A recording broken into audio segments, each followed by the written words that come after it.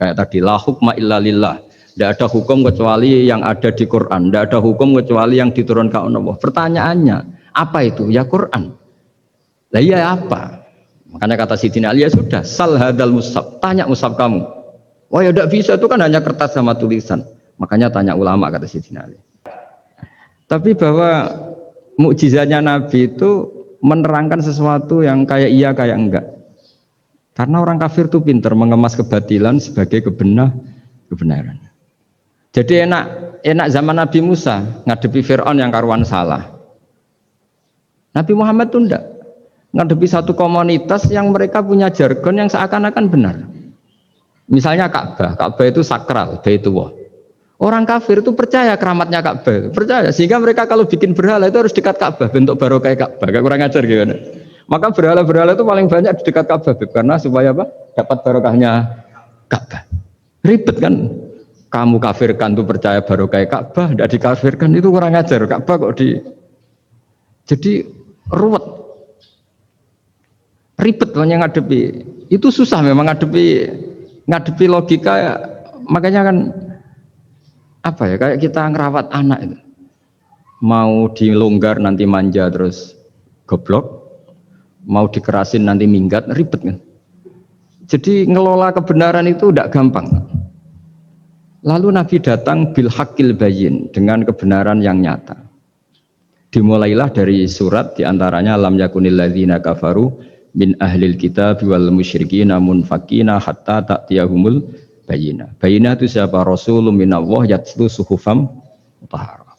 Orang-orang kafir baik berkategori ahli kitab yaitu Yahudi Nasrani maupun yang berkategori orang-orang musyrikin yaitu orang-orang yang menyekutukan Allah yang non samawi, yang tidak punya kitab samawi.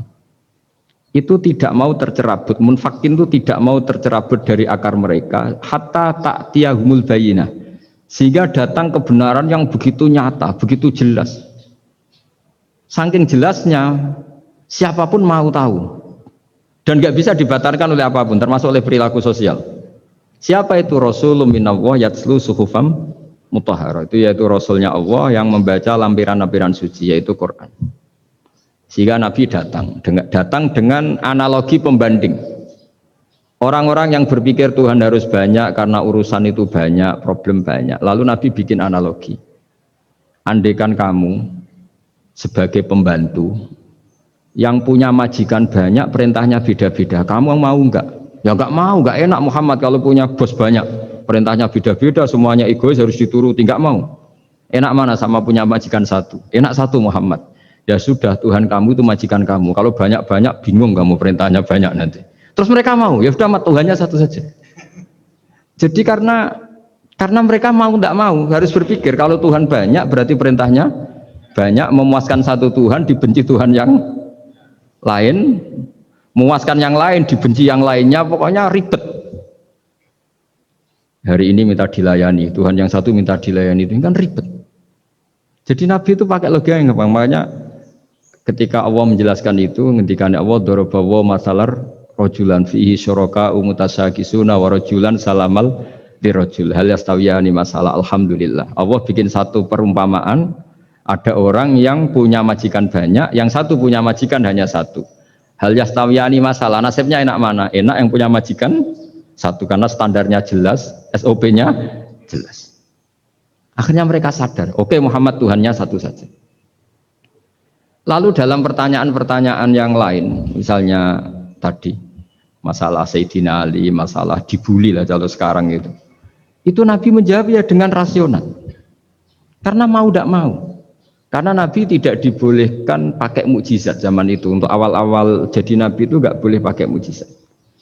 Karena mukjizat itu punya sisi yang sangat-sangat fatal, yaitu kalau Allah sudah menurunkan mukjizat, itu sekali nggak diimanin itu harus ada azab. Nabi ingin umatnya itu nggak kena azab. Makanya ketika Allah Taala wa ma mana'ana an nursila bil ayati illa an kadzdzaba bihal awwalun. Cara terjemahan bebasnya gini, Muhammad, saya tidak ngasih mukjizat kamu kayak Nabi Musa, kayak nabi-nabi sebelum kamu yang berupa fisik. Itu problemnya satu, sekali saya menurunkan mukjizat, tren umumnya ini didustakan. Ketika didustakan, saya punya alasan menyiksa, wong sudah tak perlihatkan sebegitu jelas kok tetap didustakan. Maka sekali saya menurunkan mukjizat, kata Allah, wa ma nursilu bil ayati illa takhwifa. Saya memberikan satu ayat itu hanya warning, hanya peringatan bahwa ini akan ada bahaya azab. Sehingga karena pilihannya itu Nabi milih gak ada mukjizat yang seperti nabi-nabi sebelumnya. Milih mukjizat yang ilmiah, yaitu Al-Quran yang kita warisi sampai sekarang. Alhamdulillah. Karena kata ulama-ulama, nah ini pentingnya penjelasan. Andaikan mukjizat kita itu hanya tongkat, maka hanya ada di museum. Kita lihat tongkatnya Nabi Musa mungkin klaimnya ada di Turki. Mukjizat tabut kita lihat lagi di mana lah tempat di museum apa. Tapi kalau mukjizatnya Al-Quran, itu umatnya Nabi akan merasakan nikmatnya ila yaumil kiamat. Misalnya kita dalam bersuami istri atau dalam berkeluarga atau dalam bermasyarakat.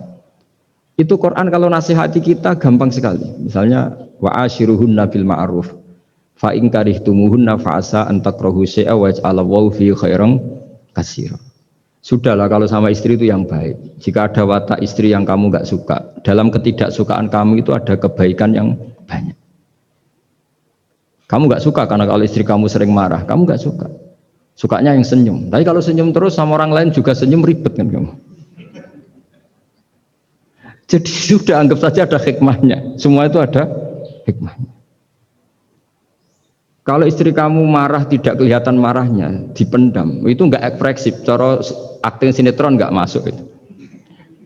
Tapi kalau marah kelihatan marahnya itu ekspresif, itu kecerdasan ya, Pak. Bisa menumpahkan keinginan. Wah itu bagus ini. Jadi disuruh lihat sisi apa? Positifnya. Imam Syafi'i itu pernah ketemu seseorang yang di depan beliau cium tangan hormat. Suatu saat dikasih tahu sama santrinya yang lain. Orang yang mencium kamu, wahai Imam Syafi'i, itu di belakang ngerasani kamu, bully kamu. Kata Imam Syafi'i, baguslah. Kenapa? Berarti saya wibawa, di depan saya tidak berani. Jadi enteng saja. Beliau dikasih tahu, tetangga kamu banyak yang benci engkau ya Imam Syafi'i. Baguslah, tidak akan utang saya. Justru yang kenal-kenal itu yang utang-utang itu. Jadi enteng terus. Jadi dunia ini dianggap gampang saja. Coba kalau istri kamu sedang rukun sama sedang marah itu murah mana? Murah marah, kalau rukun minta ke mall pusing. Jadi ulama dulu itu murah mana? Marah sama rukun. Kalau sedang harmonis minta kemana? Mahal kan? Kalau pas marah. Jadi ulama dulu itu lucu, apa ya? Gampang sekali nanggapin sesuatu itu. Imam Abu Hanifah itu kalau ketemu yang utang beliau itu dia yang sembunyi karena malu. Kalau kita kan enggak yang sembunyi yang utang. Kalau Abu Hanifah enggak. Yang sembunyi itu Abu Hanifah. Kasihan dia malu kalau ketemu saya, kan masih punya utang saya. Itu kalau kamu ingin jadi wali itu gitu. Kalau ketemu yang utang kamu yang lari. Itu bisa bank tutup karena yang lari yang ngutangin. Dalam cerita-cerita wali itu unik-unik. Rabi'ah Adawiyah itu pernah kemalingan, itu beliau sembunyi. Malingnya nyari apa, dia sembunyi. Habis itu ditanya, kenapa engkau sembunyi? Sama lu sama malingnya, karena rumah saya nggak ada yang bisa dimaling karena karena tidak punya apa. Jadi ini kalau berpikir rasional kan ada Habib Fikri bahasa rasional. Ini tak latih berpikir yang agak-agak rasional. Nah, Nabi itu diutus dalam kondisi masyarakat yang rasional. Sehingga repot.